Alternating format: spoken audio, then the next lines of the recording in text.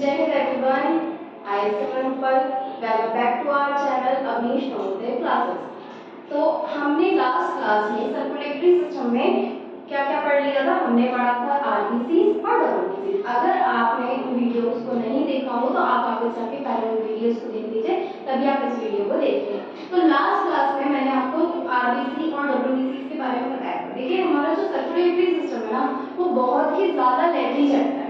तो अगर हम इसको पढ़ते बार-बार वीडियोस में उतरते जाएंगे तो फिर हमारा सिलेबस कैसे कंप्लीट होगा। आप सबको पता है कि हमारा आरएमएस का एग्जाम आ चुका है। हमारे आरएमएस का एग्जाम दिसंबर में हमारे पास से 3 महीने रह चुके हैं।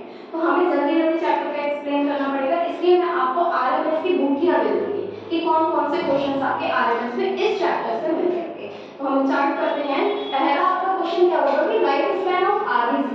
आरबीसी का लाइफ स्पैन कितना होता है, मतलब लाइफ स्पैन का मतलब होता है लाइफ साइकिल। जैसे हम लोग एक लाइफ साइकिल तो जीते हैं ना, पैदा होने से लेकर मरने तक की स्टेज को क्या बोला जाता है, लाइफ साइकिल या फिर लाइफ स्पैन। ठीक है, तो लाइफ साइकिल या फिर लाइफ स्पैन, तो यहाँ पे हमारा आरबीसी का लाइफ स्पैन, क्योंकि आरबीसी क्या है, एक सेल है और हर एक एक लाइफ स्पैन जरूर होता है। तो आरबीसी का लाइफ स्पैन कितना होता है, 120 डेज। मतलब एक आरबीसी मैक्सिमम कितने दिन रहेगी, 120 डेज रहेगी। ठीक है, इसके अलावा हमारा और भी बहुत तरीके के क्वेश्चंस आते हैं, जैसे कि आपका क्वेश्चंस मैं आपको बताती हूँ कि पहला आपका क्वेश्चन तो ये हो गया। सेकंड हो गया आपका liquid portion of blood. Liquid portion of blood, ये क्वेश्चन भी बहुत ज्यादा आता है। तो लिक्विड पोर्शन ऑफ ब्लड क्या होता है, पहले मैं आपको सेल्स बता देती हूँ कि कौन-कौन से सेल्स होते हैं। आरबीसीज होती हैं, ठीक है, डब्ल्यूबीसीज होती हैं, प्लेटलेट्स होती हैं,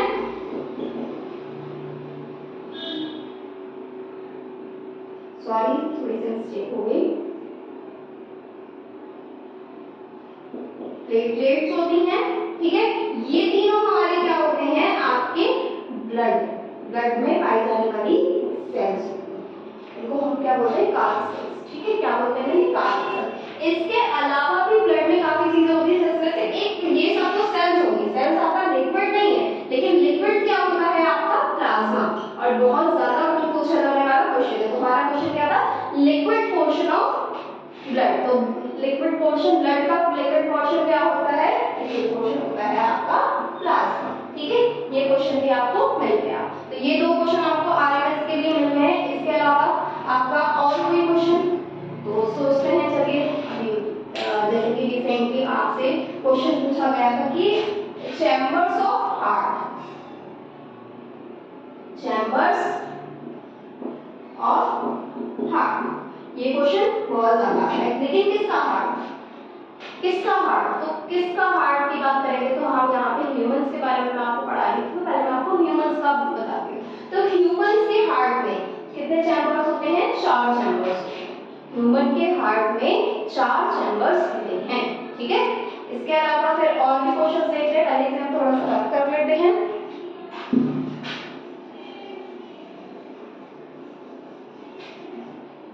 3 चैम्बर्ड हार्ट किसको पता है, किसको 3 चैम्बर्ड हार्ट किसका होता है,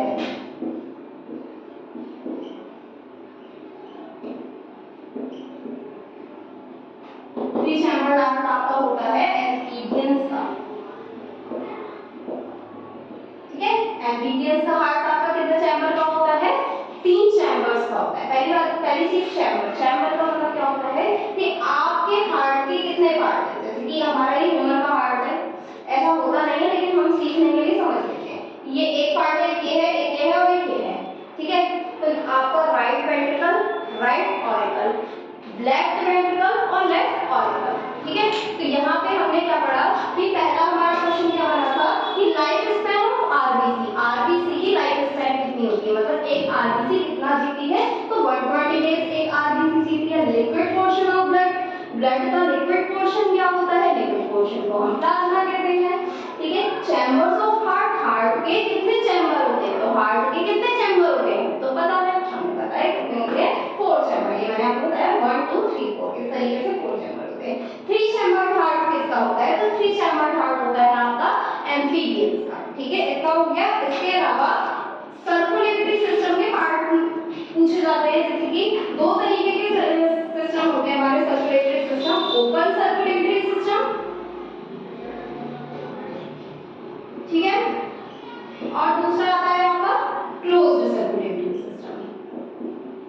आप हो सकता है आपसे ये भी पूछ ले कि कौन से ऐसे एनिमल हैं, या किसी का भी एक नाम दे दें आपको ऑप्शन में से कि बताओ इसका हार्ट जो है वो ओपन सर्कुलेटरी सिस्टम में आता है या फिर आप इसका क्लोज सर्कुलेटरी सिस्टम में आता है। तो यहाँ पे आप जैसे कि क्लोज सर्कुलेटरी सिस्टम और ओपन का मतलब पहले हम समझ लेते हैं। जहाँ पे भी ब्लड वेसल, हमारी ब्लड वेसल कौन कौन सी होती हैं? आर्टरीज होती हैं, ठीक है, और वेन्स होती हैं, कैपिलरीज होती हैं, ठीक है। ये तीनों क्या होती हैं हमारी? ये तीनों हमारी होती हैं क्या चीज? हमारी blood vessel.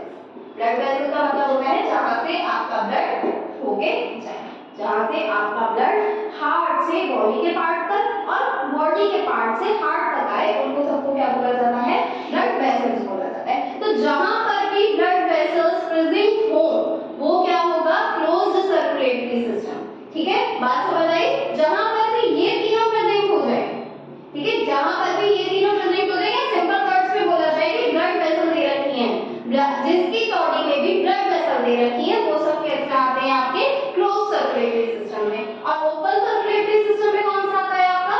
Open circulatory system में आपका आता है जिनकी बॉडी में आर्टरीज, वेन्स और कैपिलरीज मतलब कि ब्लड वेसल्स नहीं दे रखी होती है, ठीक है। इतनी बात आपको शायद समझ में आ गई होगी, और अगर किसी को नहीं समझ में आई हो तो वो पूछ सकता है, आप कमेंट करके मुझे बता देंगे, मैं आपको वो चीज एक्सप्लेन करूंगी। और अगर आप कहेंगे तो मैं इससे रिलेटेड और भी वीडियोस लाऊंगी। इतना समझ में आया है ना सबको? अब क्वेश्चन क्या बन सकता है कि ओपन सर्कुलेटरी सिस्टम क्या होता है? ये तो देखो आपसे कोई पूछने वाला है नहीं, तो पूछेगा कि ओपन सर्कुलेटरी सिस्टम कौन से एनिमल में होगा? 4 ऑप्शन दे देगा, तो इसका आंसर होता है कॉकरोच, ठीक है। कॉकरोच एक ऐसा एनिमल है या इंसेक्ट है जिसके पास इस तरीके का सर्कुलेटरी सिस्टम होता है, ओपन सर्कुलेटरी सिस्टम होता है। उसके बाद फिर हमारा क्लोज्ड सर्कुलेटरी सिस्टम का भी एग्जांपल पूछ सकता है। तो हमारे पास जैसे कि ह्यूमन क्या होता है? ह्यूमन के अंदर क्या क्या होते हैं? हमारे आर्टरीज भी होती हैं, और इसके अलावा हमारी वेन्स भी होती हैं, कैपिलरीज भी होती है। तो जिनके पास भी ये सब होगा वो सब क्या होंगे? क्लोज सर्कुलेटरी सिस्टम में काउंट होंगे। तो आपसे और भी बहुत सारे ऑप्शंस पूछ सकता है, जैसे कि अब यहाँ पे जरूरी नहीं है कि आपको ह्यूमन में, शायद डॉग भी दे सकता है, कैट भी दे सकता है, ठीक है। तो वो ऑप्शन में डिपेंड करेगा कि आप किसका बताएंगे। बस आपको क्या देखना है कि कौन से ऐसे एनिमल्स हैं जिनके अंदर वेन, आर्टरी, वेन या ब्लड, हमारी ब्लड वेसल अगर प्रेजेंट है तो वो क्या हो गया? क्लोज, और नहीं है तो ओपन सर्कुलेटरी सिस्टम। मतलब क्या होता है कि उनकी बॉडी से हार्ट होता है वो ब्लड इन ब्लड वेसल को ना देके बॉडी के पार्ट्स तक डायरेक्टली ही पहुंचा देता है, तो उसको क्या कहा जाता है? आपका ओपन सर्कुलेटरी सिस्टम, ठीक है। इतना आई होप आपको समझ में आ गया होगा। इसके अलावा हम बात कर लेते हैं और कोई क्वेश्चन तो सोच सकते हैं कि और क्या ही क्वेश्चन आ सकता है।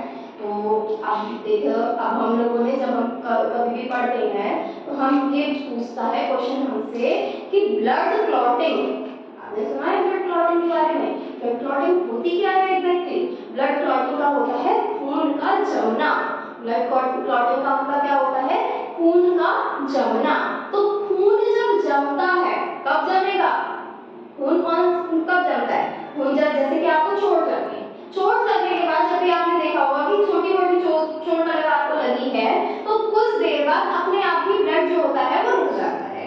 तो वो किस वजह से रुकता है? तो उसके रुकने की वजह यही होती है कि उसमें क्लॉटिंग हो रही है। उसके रुकने की वजह क्या है? कि क्लॉटिंग हो रही है। क्लॉटिंग एक नेचुरल प्रोसेस है, ठीक है। क्लॉटिंग एक नेचुरल प्रोसेस है जो कि अपने आप ही हो जाती है, ठीक है। तो जब हमारी ब्लड क्लॉटिंग होती है तो उसके लिए एक विटामिन जो है वो रिस्पॉन्सिबल होता है। मतलब कौन सा विटामिन एसेंशियल है या जरूरी है? कौन सा विटामिन जरूरी है ब्लड क्लॉटिंग के लिए? तो कौन सा विटामिन जरूरी है? तो हम लिखेंगे vitamin responsible for blood clotting, ठीक है। तो विटामिन के होता है, विटामिन के,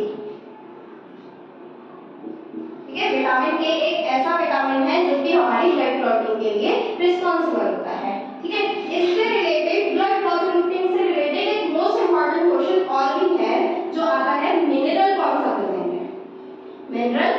responsible for blood clotting. Same question आएगा, बस क्या फर्क होगा कि विटामिन कौन सा है, मिनरल कौन सा है। तो आपको दोनों में कंफ्यूज नहीं होना। तो मिनरल आपका होता है कैल्शियम।